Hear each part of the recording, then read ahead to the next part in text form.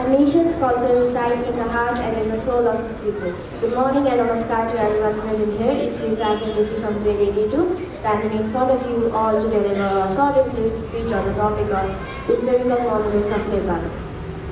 As we all know, Nepal is a country with a rich cultural heritage representing a host of its historical monuments, reflecting its rich history, art and architecture.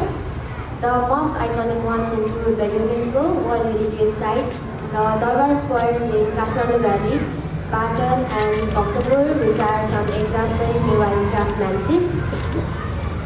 The Swayambhunath Stupa and Bodhanath Stupa are some of the most known Buddhist monuments representing peace and enlightenment.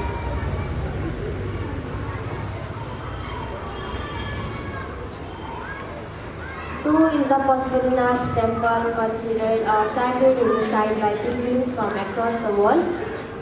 In conclusion, I would like to say that these ancient monuments are continuing testaments on Nepal's rich history, art and architecture,